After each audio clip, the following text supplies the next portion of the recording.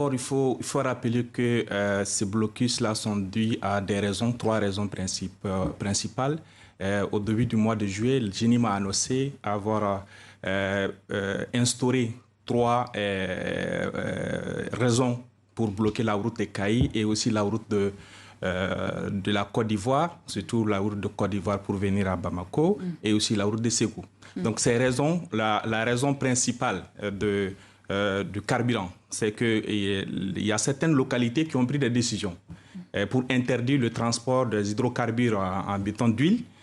Donc, du coup, les djihadistes, pour eux, c'est une décision illégale, en fait. C'est une décision qui ne devait pas être... Parce que pour eux, les villageois aussi ont besoin de carburant.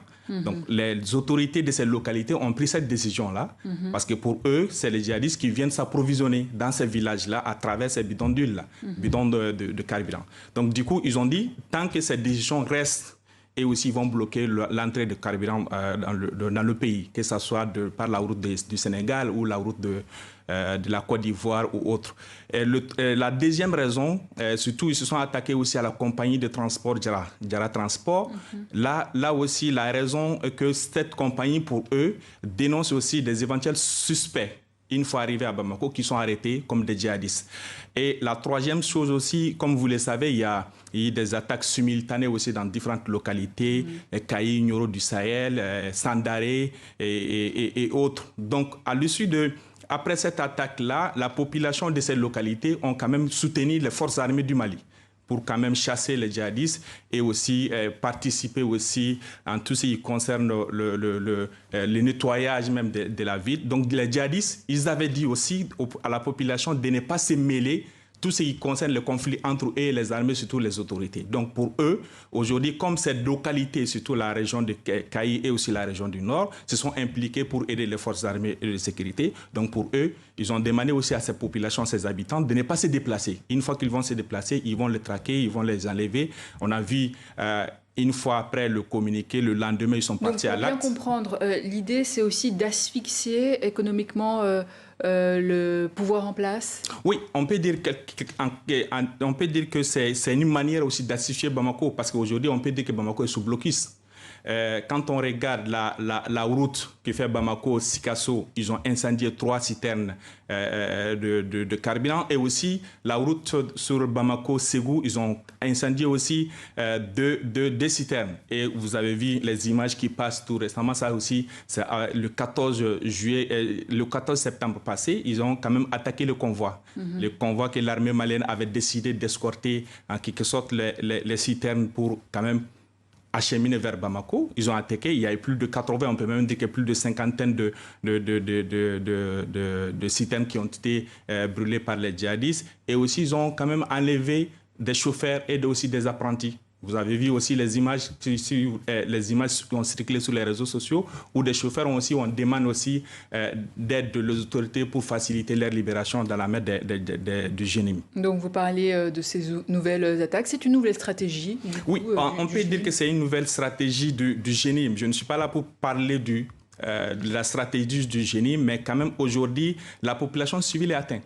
Aujourd'hui, on peut constater aussi, même à Bamako, on peut dire qu'il y a la panique parce que quand on regarde, selon les informations que nous avons reçues, certains s'approvisionnent aujourd'hui faire le stockage du carburant, qui vont dans les stations pour quand même remplir des bidons de 20 litres. Et ensuite, quand on regarde aussi vers la région de Mopti, qui fait presque 700 km de Bamako ou plus, aujourd'hui, le carburant est passé de 800 francs CFA à 1500. On peut même voir 2000 francs CFA. Donc, quand on regarde aussi, même dans la région, quand on descend un tout petit peu aussi venir vers Djéné et aussi Kayi, on voit aussi la même chose. Et quelle est la position du gouvernement aujourd'hui face à tout ce qui se passe Dans un premier temps, les autorités de Bamako ont essayé de nier, surtout à travers le chef de la DIRPA. DIRPA, c'est la Direction d'information des relations publiques des armées.